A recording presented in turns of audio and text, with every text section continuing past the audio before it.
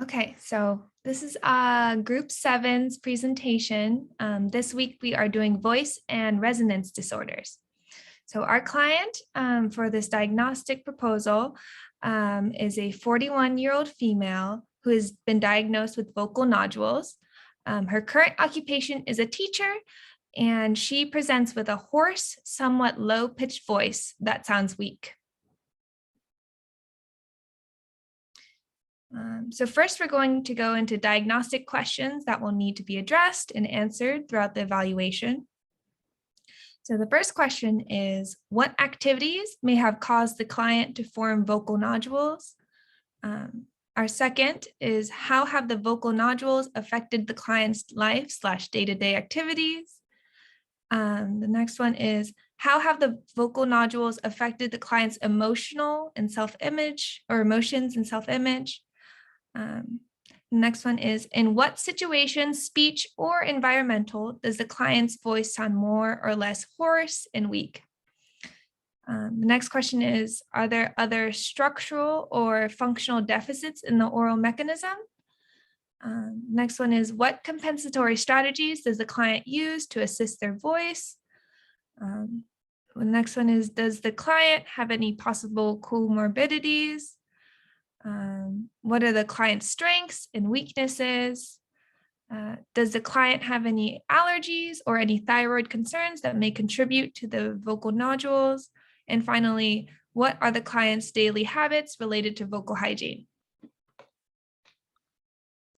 So related to all those diagnostic questions, we have some parameters we want to make sure to assess given the client's presentation. So we want to look at the physical laryngeal structures and the more surface level oral mechanism, doing an examination of that. We want to find out about her respiratory ability, phonation ability, and resonance quality. And we want to get a perceptual rating of her vocal quality just by the client, so her own perceptions, and then our own assessment of those vocal qualities, just to see if we're on the same page as her, and we may want to get the same kind of rating from others in the client's life, just to see like how people are perceiving her voice.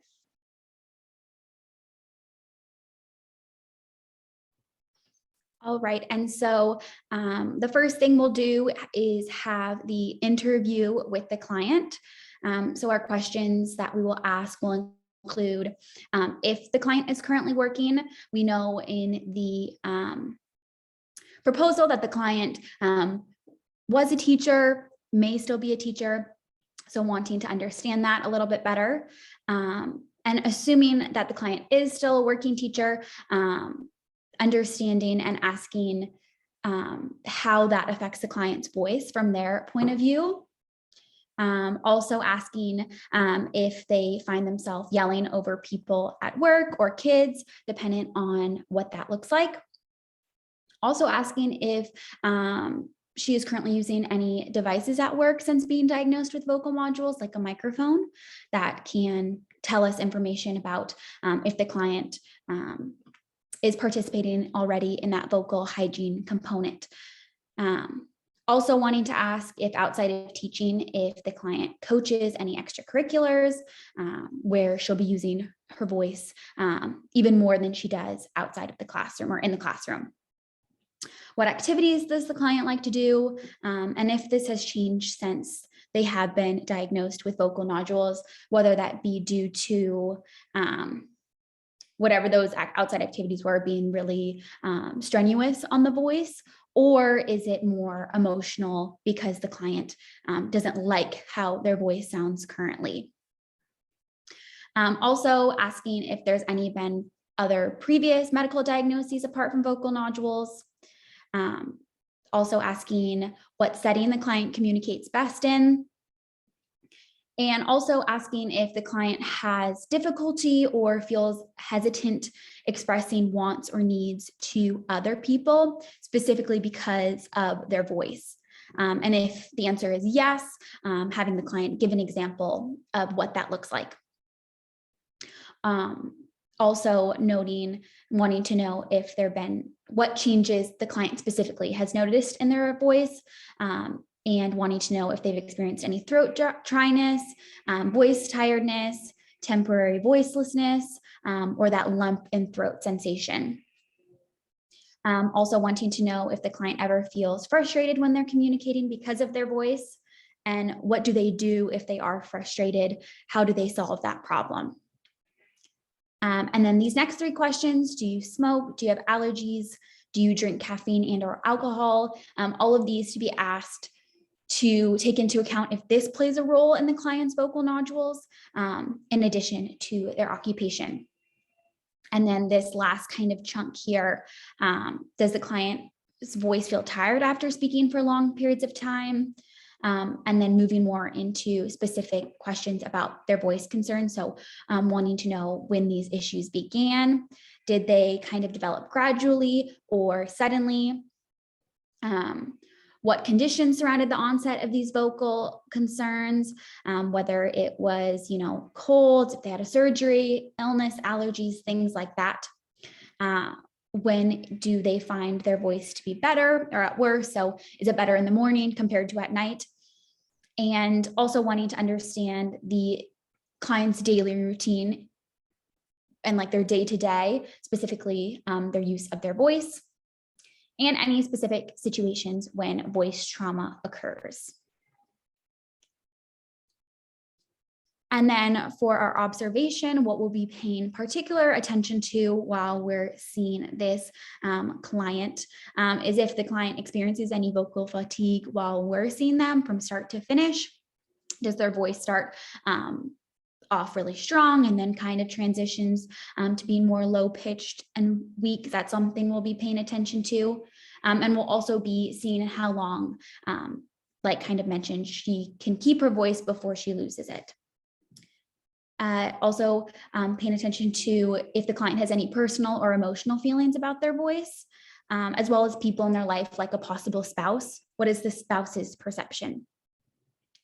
Also wanting to know if the client talks a lot or not much at all, and kind of comparing that to if that's consistent with prior to the client being diagnosed with vocal nodules. Also wanting to pay attention to if the client has coordinated breathing and if their voice sounds breathy or hoarse, harsh, or tense at all. So we chose some pretty simple norm reference tools, the maximum phonation time and SC ratio tests. These are norm reference because there are established norms for age and gender.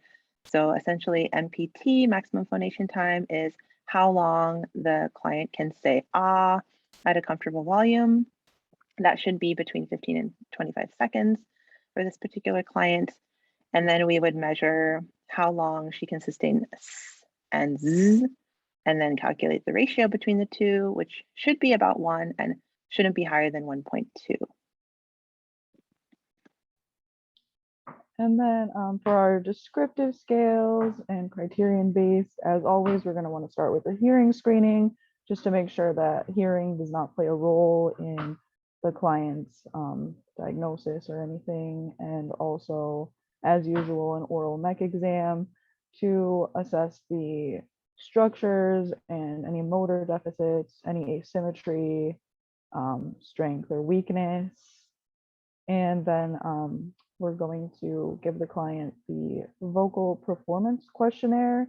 This is like a 30-question questionnaire. It's a self-report about their symptoms, and it's useful for indicating severity of the voice disorder as well as the impact on quality of life. And after that, the clinician will do the CAPE V, and that'll be the clinician's perception of the client's voice quality. So whether it's breathy, loud, rough. So it gives two perspectives there, the client as well as the clinician.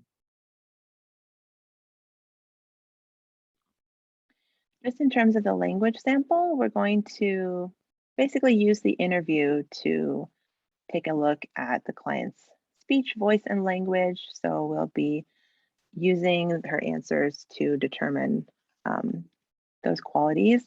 And at the same time as we're doing the interview and collecting that language sample, we're going to record her answers using an app called Voice Analyst so that we can determine pitch and volume and other quantitative measures.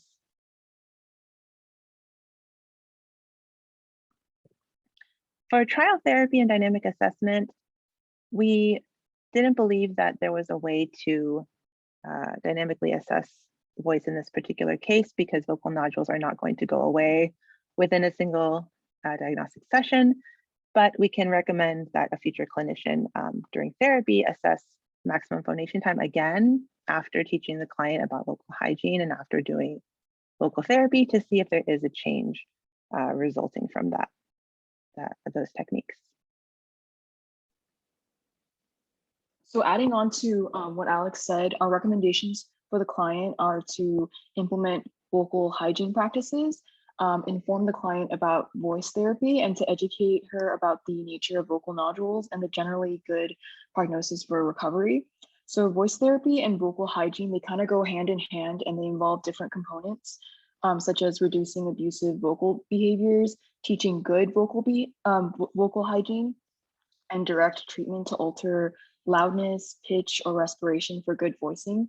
And since relaxation is an important factor in vocal production, stress reduction techniques and relaxation exercises will also be implemented as well. In terms of vocal hygiene techniques, we would also promote respiration training in a number of techniques, such as the implementation of a confidential voice. So we would teach the client to use a more soft, confidential voice in order to reduce hyperfunctional behaviors.